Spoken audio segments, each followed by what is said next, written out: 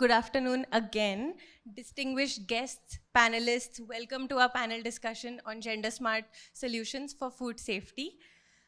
My name is Priyadarshini Rak. I am a gender specialist with IFC's Manufacturing, Agribusiness and Services, Health and Education Department, and I'm honored to be moderating this panel discussion today. We are here today to explore the connection between gender inclusion and food safety and the role of different stakeholders, including policymakers, development financing institutions, community members, in creating an inclusive food system.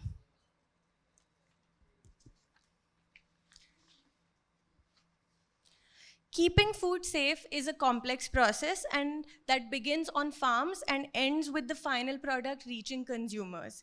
And managing food safety risks relies on all actors along the food value chain, from production, processing, retail, and consumption.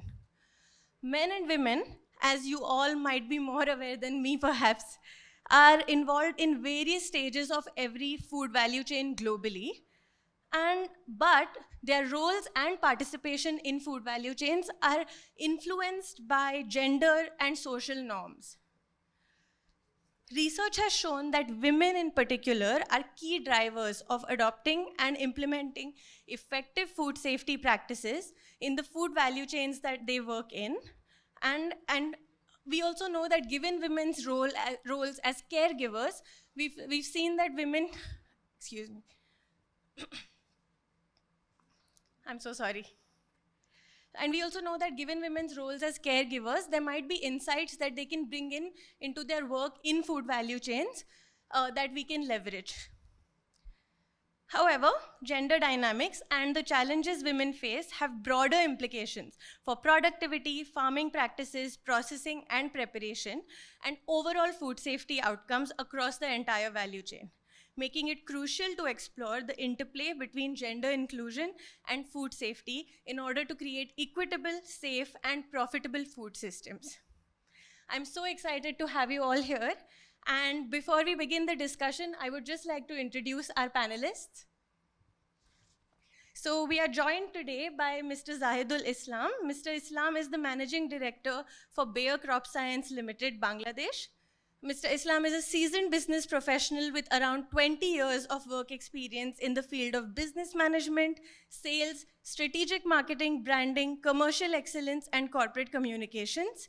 He is also a part of the corporate leadership team for Bayer for India, Bangladesh, and Sri Lanka, and leads the Bayer's strategic and transformative initiatives on smallholders and sustainability. Bayer is a global enterprise with core competencies in the fields of life science, healthcare, and agriculture, and is an IFC client. Bayer also is leading the Better Life Farming Alliance, or BLFA, with support from IFC, Netafim, and other local partners, which committed to uplifting rural communities by making agricultural innovations available in remote areas to drive economic, social, and environmental sustainability. Next, we have Mr. Siddharth Chaturvedi, who is a Senior Program Officer for Agricultural Development Asia at the Bill and Melinda Gates Foundation.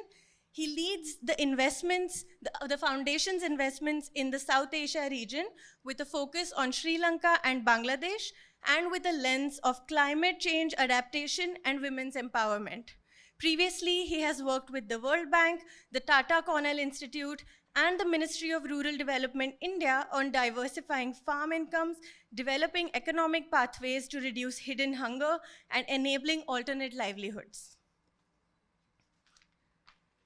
We are also joined today by Mr. Salahuddin Mahmood, who is the Deputy Managing Director for the Small and Medium Enterprise Foundation, also known as the SME Foundation in Bangladesh.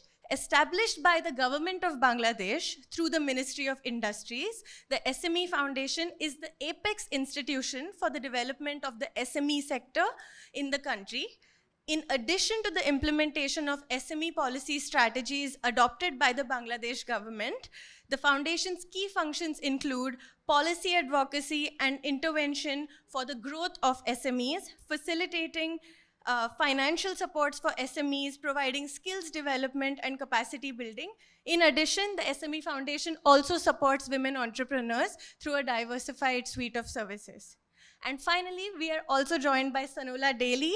Sanola is the gender lead for manufacturing, agribusiness and services, and health and education at IFC. At IFC, Sanola helps clients address gender access gaps in a range of industries, including agribusiness, through effective, sustainable, targeted, and credible solutions. She leads the Women in Agricultural Value Chains program and oversees other initiatives to create inclusive workplaces and value chains. Sanola has over 18 years of experience in international development, gender equality, and sustainable business development. Wonderful. Thank you so much for joining us today. And before we jump into the discussion, I would just like to request our panelists to limit your responses to 3 minutes since we have limited time today, but we would love to connect with you beyond this panel discussion to discuss any ideas as well. All right, so my first question is for Sanola. Evidence suggests that gender inclusion is linked with higher employee productivity and better overall business performance. What is the business case for gender inclusion for agribusinesses, particularly in the food industry? Hi, thank you. Good afternoon. Thank you to everyone for joining us. It's a really important conversation, and we're really excited to be here and to have your time. So for us, yes, there is a lot of research on the business case for gender in the private sector, in companies, and we know from already this conversation today that there's a very strong business case for food safety, right? We understand that there is a risk when there's foodborne illnesses and issues that it impacts the stakeholders, it impacts the companies, it impacts their value chains, and it impacts the company's bottom line. So if we think about where women are, right, where women and men are, it's from farm to table. They're in all parts of the production and the consumption of food. So we have to think about what can we do to ensure that all along the value chain, women and men have access to the training and information they need. Do they have the right inputs? Do they have the right information to make decisions? For farmers, do we have the right access to finance? Do we provide the different inputs that are necessary for them to be effective in their work, for them to be producing good quality food, and for them to be able to transport and process that food? For employees, as they're looking at food safety issues, do they understand what the challenges are? Are women and men equally represented in the trainings that are given? Are they able to speak up in the workplace if they see something that's of concern to them? We know that these are the issues that will help to have the companies work together to make sure that there's a reduction in food issues, that there's food safety all along their chain. And then for the consumers, we know that 93% of household decision making on food is done by women. We know that statistic for the US. We're sure it's the same outside of the US. So if consumers are also informed, if they're also aware of the challenges that are happening along the food line, if they're able to make smart decisions around purchasing, if they're able to understand how to prepare food safely, we know that there will be a business case not only for the company, because the customers will also be affected. And just one last thing. One of the things we need to keep in mind is that when there are food safety risks, there's a perception and a trust issue that can come up. If women as consumers no longer trust a company or no longer trust a product, and we heard a little about that earlier today, there's definitely consequences for the family as well, because they might abstain from nutritious food that they could be purchasing for their families. So it's really important for there to be clear communication all along the value chain and to the consumers who are women who are purchasing food for their families. Thanks so much for that overview of gender dynamics in the industry. Let's look at what a private sector company can do to work with their smallholders in their value chain. So my next question is for Zahid. Zahid, Bayer has worked with IFC in different markets to assess gender gaps, and you also work with smallholders through the Better Life Farming Alliance. Can you tell us a little about what is the distribution of men and women in the value chains that you source from, and how do you work with smallholders through the Better Life Farming Alliance?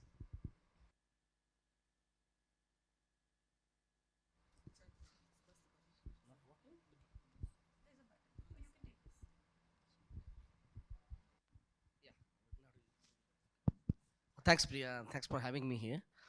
And yeah, so statistically, if you see in Bangladesh, especially, or this part of the world, if I talk about Bangladesh in particular, so women constitute of more than 50% in our labor force, farm labor force. So it was more or less 50-50. Now it is increasing.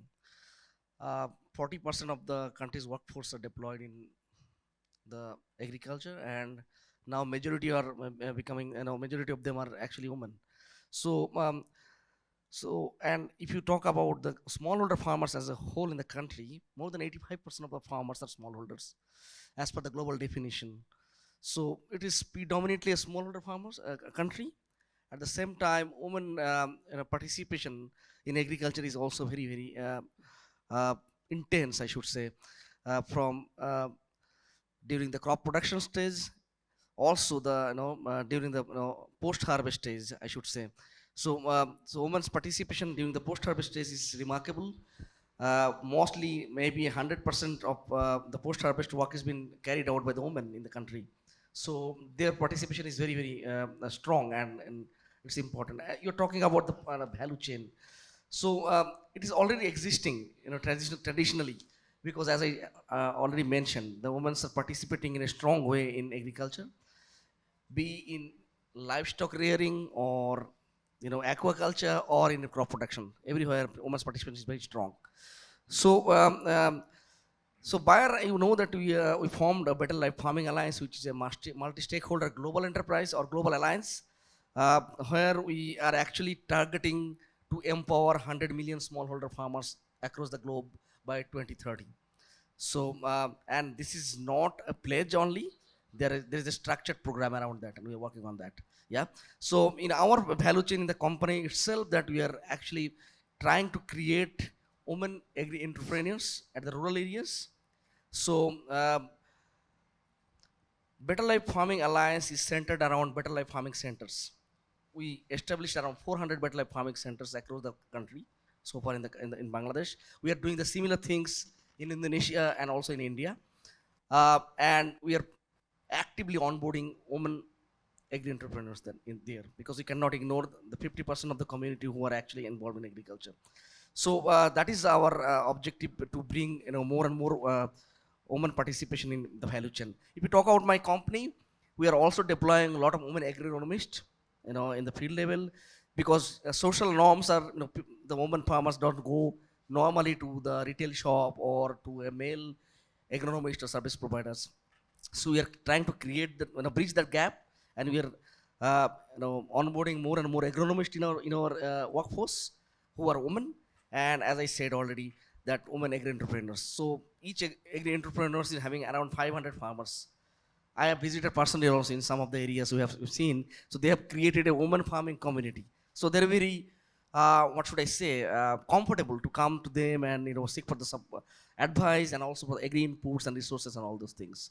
So we are striving hard to create solutions along with the partners. Those are more flexible, uh, approachable, and also equitable.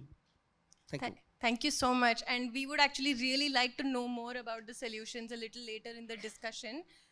But my next question, let's look at the challenges in the value chain for smallholders. My next question is for Siddharth. Siddharth, it is estimated that the equivalent of 1.3 billion tons of food is lost or wasted each year globally, which also has economic, environmental, and social costs. Based on your experience, what are the challenges in securing safe and nutritious food in South Asia? And can you also tell us a little about the Gates Foundation's work in this case, and also any gender-focused projects that you might have implemented? Yeah, thanks, Priyadarshini. And first of all, I'd like to congratulate you on putting up this session, which has a women's lens and food systems lens and post-harvest lens. So the question is too large, and I don't think I can answer it. What's the problem with food security in South Asia? I think that's why we are here. So I don't pose to answer the question, but I think one of the key challenges around some of the issues we face in food security is around post-harvest losses that you just mentioned. And for post-harvest losses, there is an essential or existential issue around awareness of the solutions available, and the second and more pressing issue, as far as personally I'm concerned, is the availability of affordable tech. Um, when I say affordable, means there are various models, especially in Bangladesh. You have the service providers going out and renting out machines which are extremely large, so smallholders have to rent them out. Uh, but is there enough being done in terms of making smaller, non-digital technology for the farmers, where we are talking about mechanization?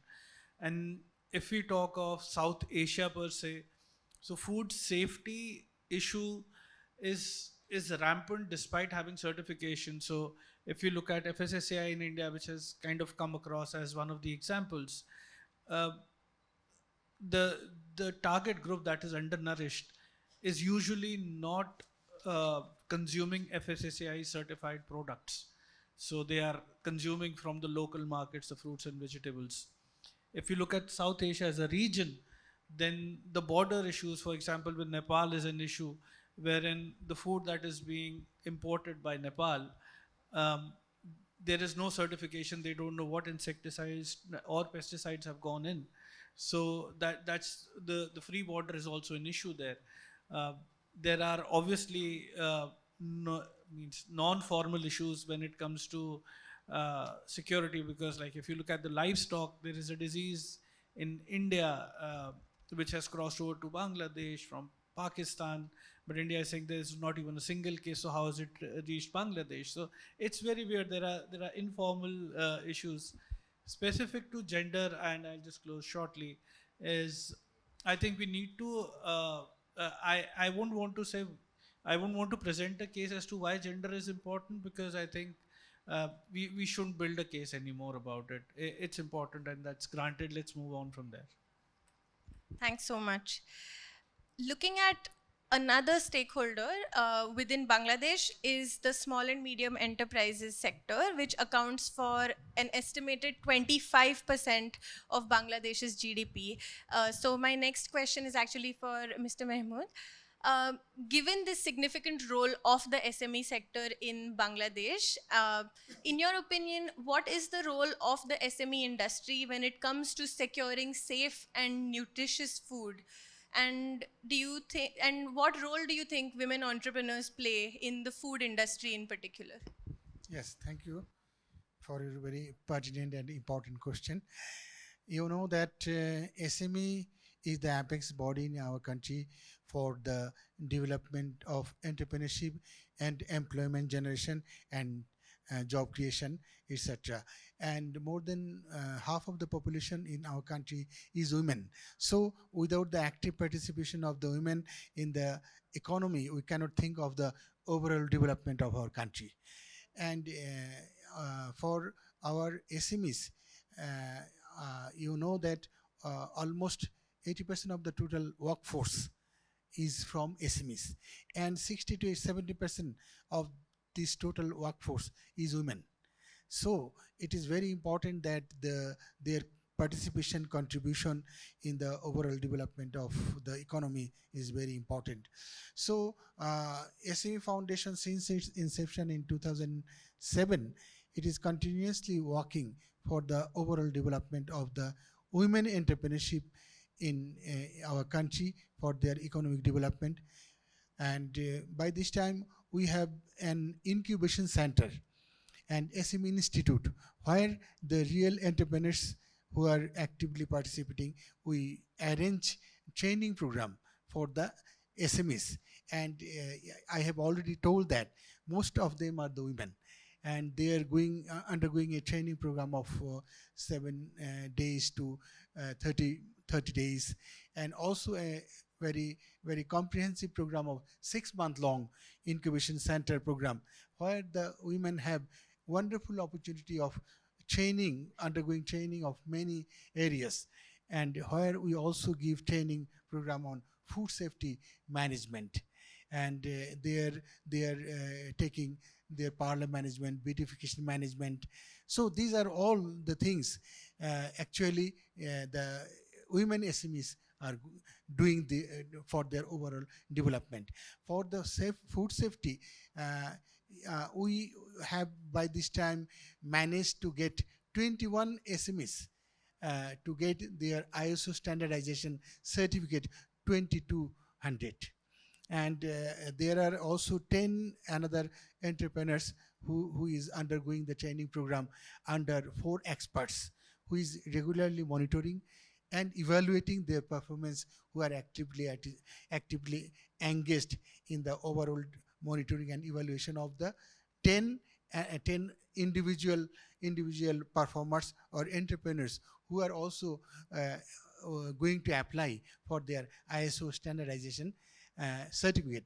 In there also almost 50% are the women, and women participants who are acting in the food safety management. So these are very important, that we are not only acting the entrepreneurship development, but the women entrepreneurship development is the prime effective area where we actually doing.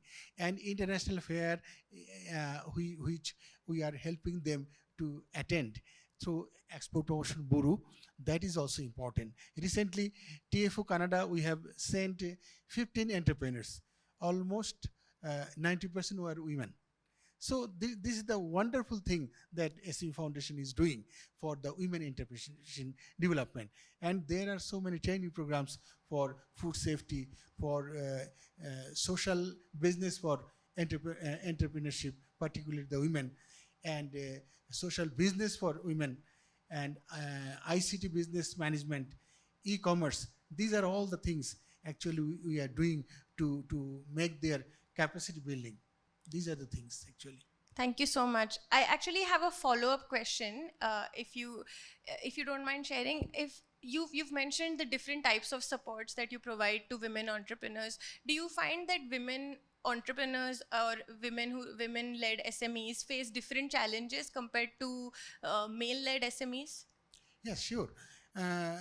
Particularly in this case, I would like to mention that you know that there is a huge gap between the women and the men entrepreneurs, because they have the capacity to apply for access to finance with so many challenges, documents, which actually the women have not so much easy to get that thing. So many of them don't know how to prepare their documents, how to make the relevant papers for applying for their finance to the banks and the financial institutions.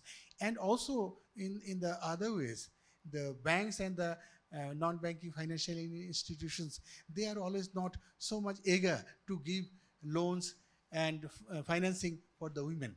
So in this case, we are trying to make them able how to apply, how to make them capable, how to make the documents, how to make their papers, so that they can easily face the challenges in finding and applying finance to the banks and the non-banking financial institutions. So we are doing actually very right thing, and nowadays they have overcome some of the challenges they are regularly facing in getting the financing.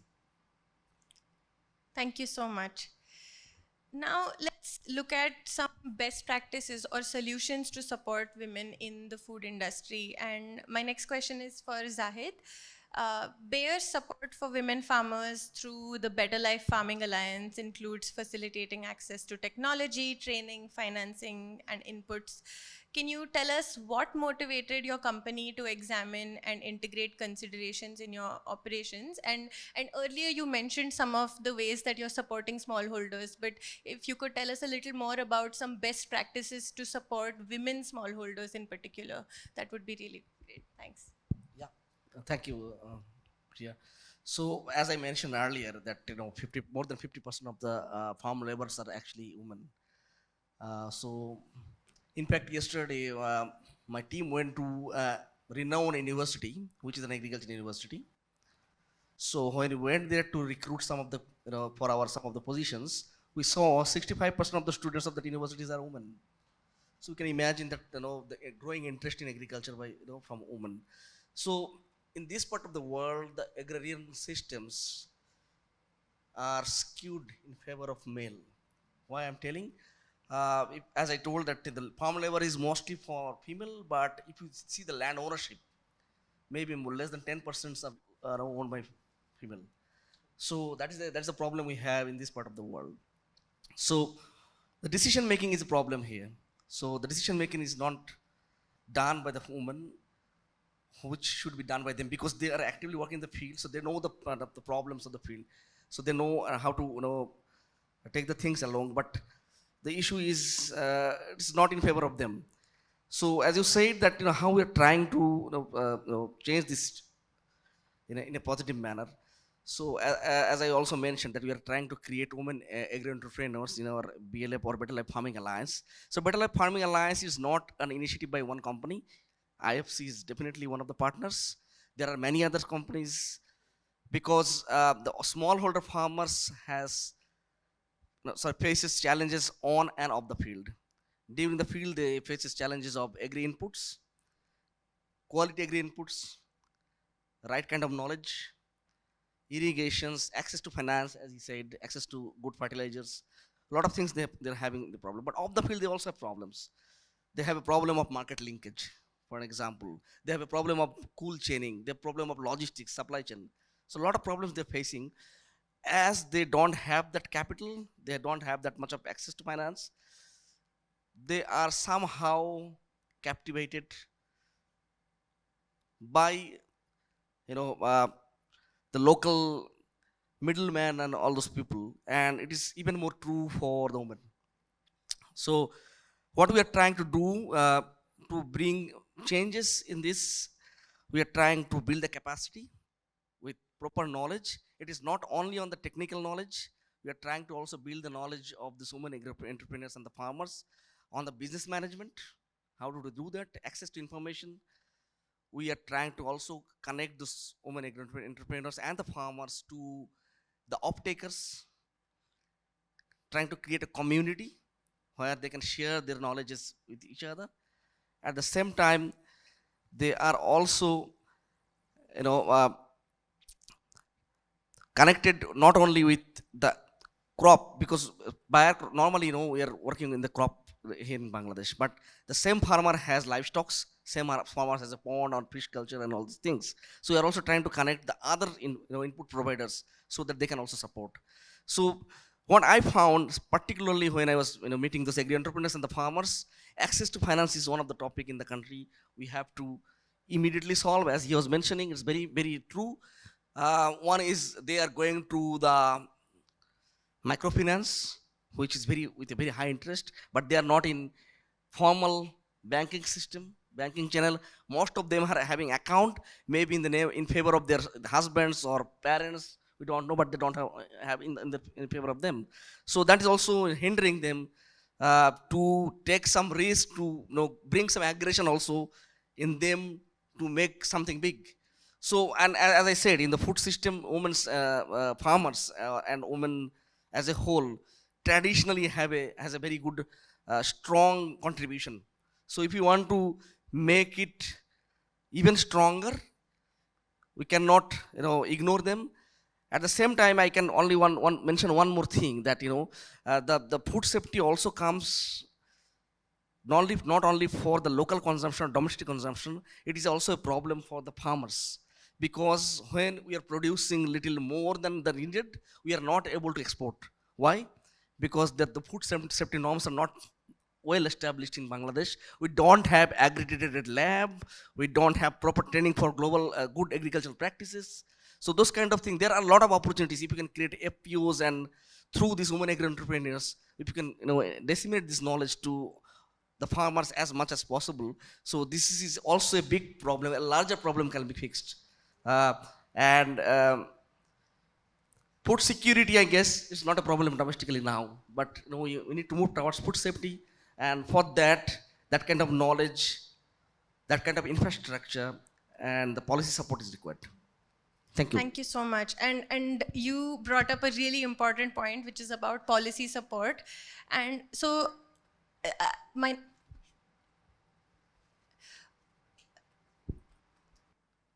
sorry. We are also actually joined by our fifth panelist, Kishwar Chaudhary. I would like to invite her on the stage. Thanks so much, Kishwar, for joining. No worries at all. So I'd like to give a brief introduction of Kishwar's before we go back into the discussion. Give me one moment while I shuffle my notes. So Kishwar is a chef, writer, and change maker. Kishwar rose to fame when she became the fan favorite finalist on the 13th season of MasterChef Australia. She went on to train under the Michelin star chef Masahiko Yomoda at Ishizuka before releasing her first menu through a residency at Hatted Restaurant Tonka. Since then, the Australian chef of Bengali heritage travels the world showcasing her cuisine under corporate and Australian government platforms. Kishwar's cult status grew as she shared her cuisine on primetime television segments, contributing articles for global publications, TED Talks, sold-out events, collaborations with reputed food and luxury brands, and ambassadorships. And she also supports dedicated causes, including the UN World Food Programme. Thanks so much, Kishwar, for joining us. So Kishwar, since we have you on stage, I would like to pivot the conversation a little bit. You have worked in and led commercial kitchens. What gender dynamics have you observed in the industry, and how do these affect the logistics of food preparation and safety in particular? Yeah, so thank you for having me. I'm so excited to be here in Dhaka. Working in this part of the world and in Australia and a little bit in North America, I think the similarities that we see is that there are women throughout the process, not just the logistical process, but throughout sort of every level of food preparation in hotels, in restaurants, and in all the spaces. What we see that's similar in this part of the world and in Australia predominantly where I work is you don't have a lot of women decision makers. You don't have a lot of female chefs at the sort of at the top, the executive chefs or the executive sous. So it means at the end of the day, it is still very much a male-centric or ideas that are being passed down, and sort of my world is very, very I'd like to say bureaucratic. It's a very vertical system where chef means chief in French. So it's sort of like a very straight line command system. And when you don't have enough voices of women at the top, what you do get is the systems are very much dictated by only half the people in this world. So another thing I think about that I see when I work with female chefs is, in my experience, I've just been at the Taj Mumbai, sort of hosting or organising a dinner for the Australian government, and then I was here at the Meridian. So I've just come off the back of two